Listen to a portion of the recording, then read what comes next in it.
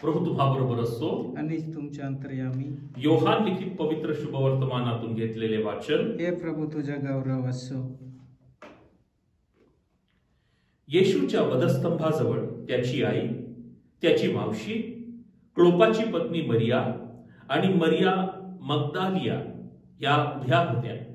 मग येशूने आपल्या आईला व ज्या शिष्यावर त्याची प्रीती होती त्याला जवळ उभे राहिलेले पाहून आईला म्हटले, बाई पहा, हा तुझा मुलगा. मग त्याने त्या शिष्याला म्हटले, पहा, ही तुझी आई. आणि त्या वेळेपासून त्या शिष्याने तिला आपल्या घरी ठेवून घेतले. प्रभूचे शुभवर्तमान. हे प्रभू येशू ख्रिस्ता तुझी स्तुती असो. ख्रिस्तामध्ये माझ्या प्रिय बंधूंनो आणि भगिनींनो, आदम आणि हव्वा यांच्यामुळे या जगात पाप उद्भवला. आणि आजच्या शुभवर्तमानात आपण बघू शकतो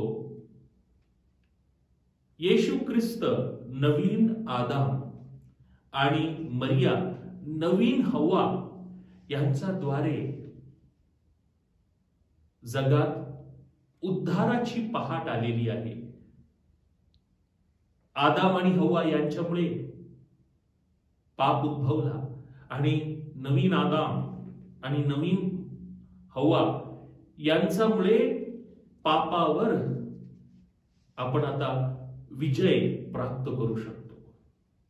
ख्रिस्ताने पापाला मात दिला आहे एक नवीन आदाम म्हणून, आणि क्रूसाखाली एक सहमुक्तीदायिनी म्हणून नवीन हवा म्हणून कोण उभी आहे?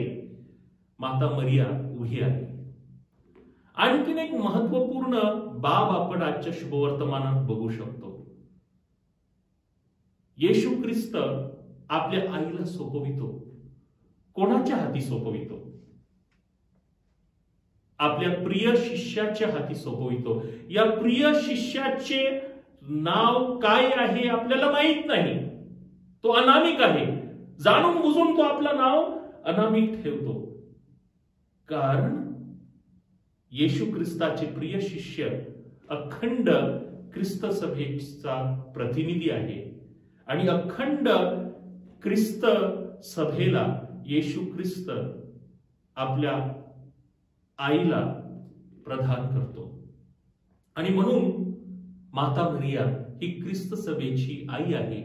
आणि माता मरिया ख्रिस्त सभेची आई व माता हे स्मृती दिवस साजरा करत असताना जीवनाच्या प्रत्येक टप्प्यात या क्रूस मार्गावर मार्गक्रमण करत असताना मरियेच्या सहायतेची विनंती करूया.